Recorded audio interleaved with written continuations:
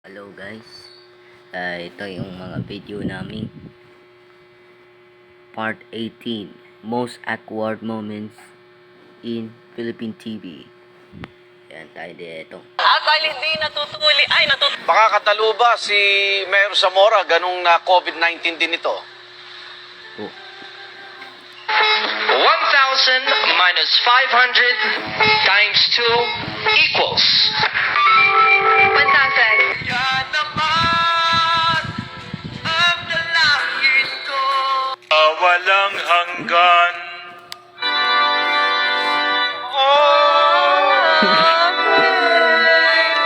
Narito na ang part 18 ng mga most awkward moments and most hilarious moments in Philippine TV.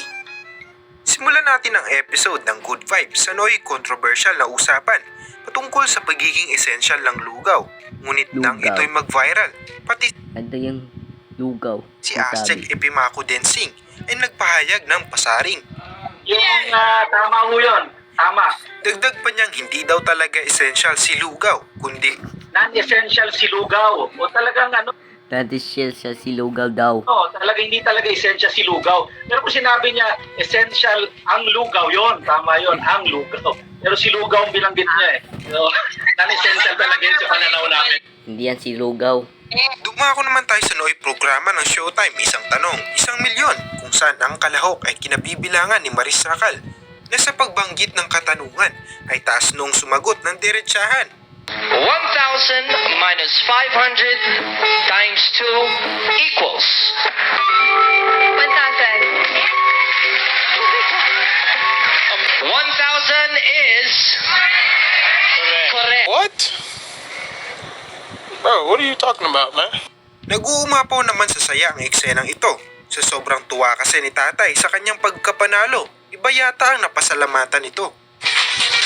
Tatay, ano po ang gusto sabihin sa mga kapamilya natin sa Caloocan na nagpusa pong tulungan kayo? Maraming po salamat sa inyo lahat at bigyan niyo ako ng kaligayahan pagdating sa aming pamilya. At maraming salamat dito sa Bulaga po. Ano po tayo nasa happy hip? Itbulaga. Happy po tayo, ha? Narito pa si kuya na hindi rin magpapatalo. Thank you po sa aming at sa Bulaga. Maraming salamat po.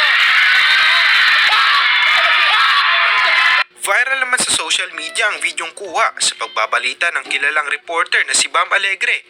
Ito ay matapos niyang magpahayag ng balita. Live mula rito sa San Juan, Bam Alegre, buong puso para sa Pilipino. Ngunit nang magtanong si Arnold Clavio, si Mayor Zamora ganung na COVID-19 din ito? Si Bam ay hindi na nagpakita. Ikan ako na lang sasagot. May COVID pa siya eh. Hindi makakapunta. Nag-uumapaw naman sa Good Vibes ang balitang ito na interviewin ng salarin ukol sa pangyayari. Sa umpisa si kuya ay aminado sa kanyang nagawa. Ngunit maya-maya pa, iba pala ang inaamin niya. Inaamin niyo po?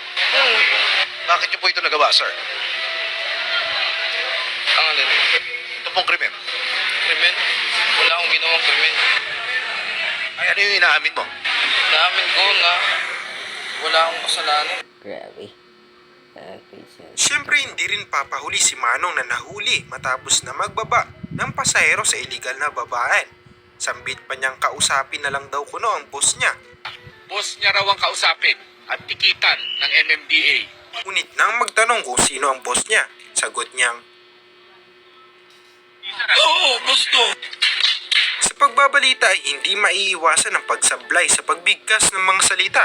Kaya naman handog ni Mike Enriquez ang isang katuwa-tuwang eksena. Mga hinuli doon. Katawat-tawa raw. Kaya katawat-tawa raw.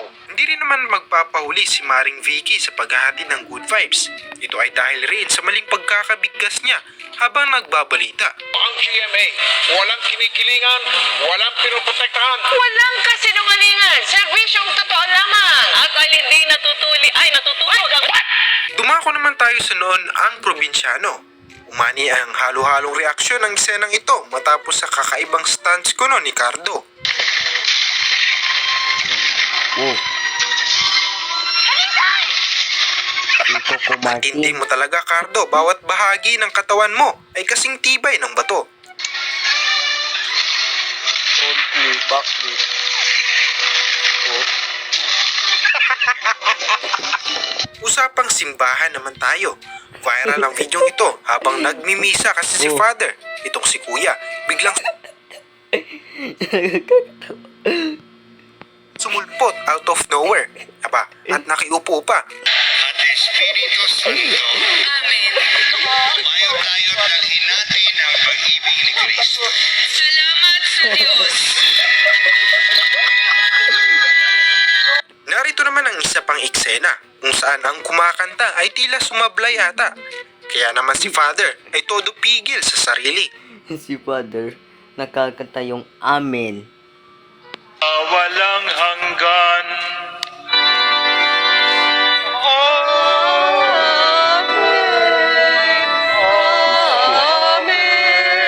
Gusto.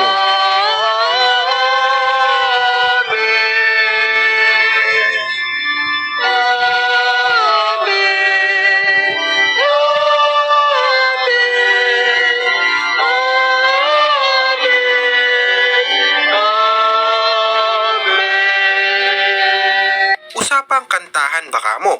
Siyempre hindi rin magpapahuli si Ruru Madrid sa todo bigay at todo birit niya sa pag-awit sa kanta niyang Maghihintay.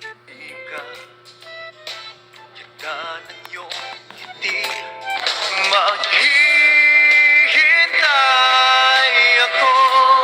Kami pang makikilala. Hindi magbabago. Yan. At ang panghuli sa ating listahan sa programa ng ABS-CBN na The Bus, Ayan, pinapanood ko yung programa. kung saan tinanong ng host na si Pamela Yung The Bus. Veranda ang saloobin ni Mahal hinggil sa pagsampa sa kanila ng kaso ng kanyang ex noon na si Jimboy. Ito ay matapos na madawit ang pangalan nito sa kanilang kanta. Ito ang magsasabi ako ng totoo.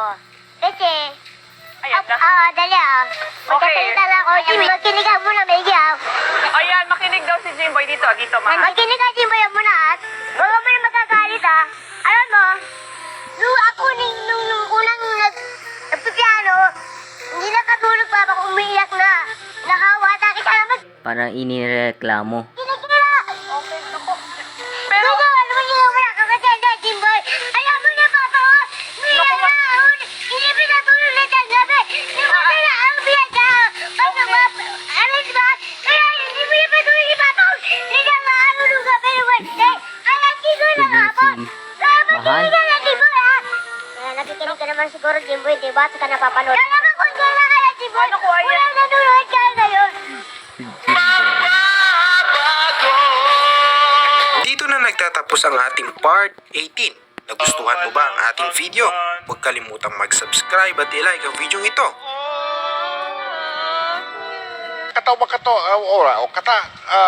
Katawat tawa raw. Eto. Okay, tapos na.